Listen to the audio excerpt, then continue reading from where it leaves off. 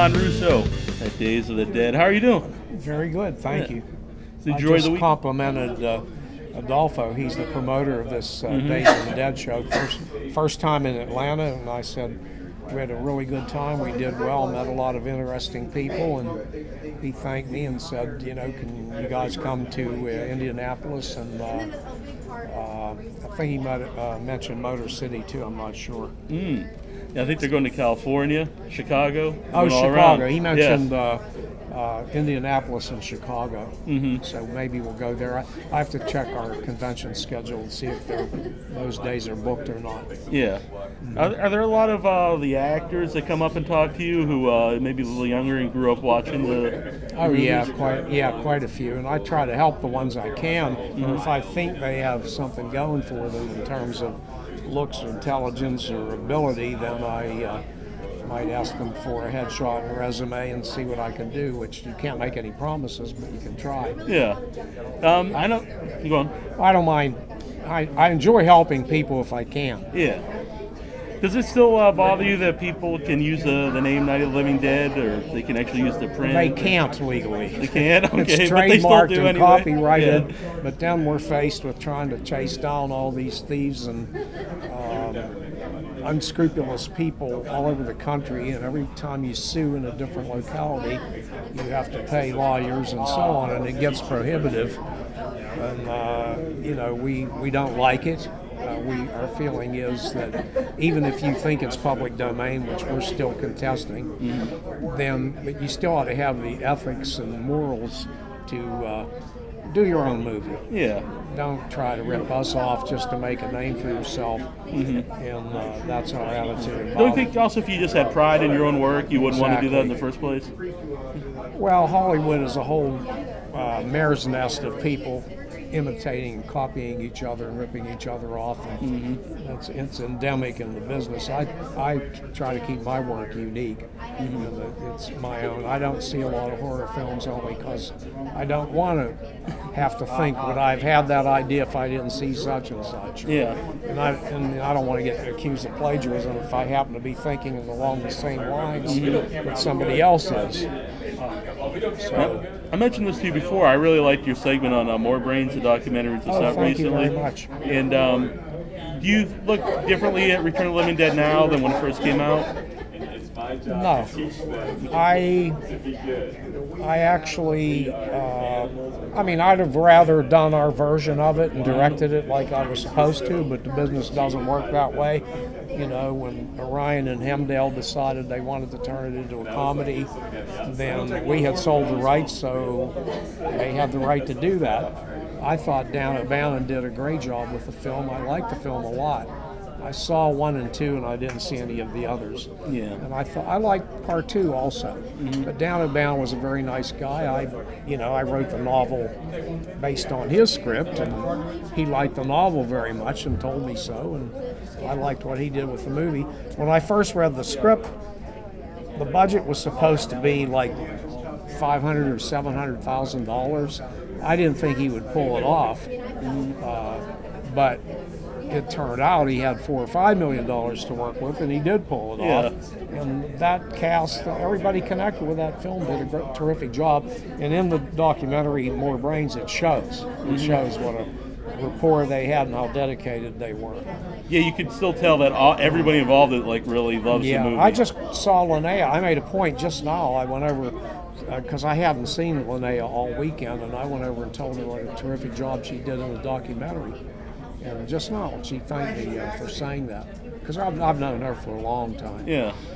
Now, would you be willing to ever do a sequel to it or a direct sequel to Night of the Living Dead? I'm willing to do anything that I believe in that has merit, and you know, if the budget's right and the pay's right and whatever, I'm in this business to make movies and write books, and that's what I do. Yeah.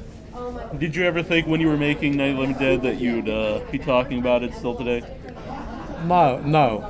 Nobody could predict that it would become the phenomenon that it has become, but we did have total confidence that we were making a good movie.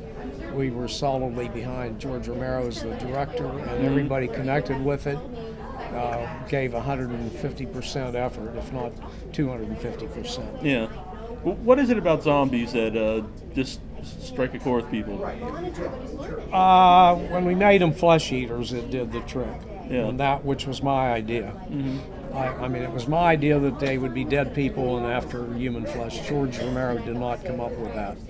He didn't know who or what they were. And I rewrote his half of the screenplay and wrote the second half myself.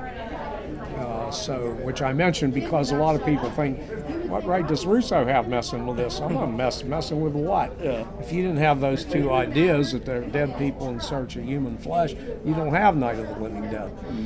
So the thing is, zombies, I always say they weren't. I get asked this question hundreds of times, and I answer it the same way, that zombies weren't heavyweight fright material like werewolves and vampires. They just shambled around, threw somebody against the wall, tried to choke somebody, whatever. Yeah. They weren't very scary until we made them flesh eaters. And the fact that, as in the vampire myth, you get bitten by one, you can become one. So and nobody wants that kind of so-called eternal life. Right. Do you have a preference between the shambling zombies or the running zombies?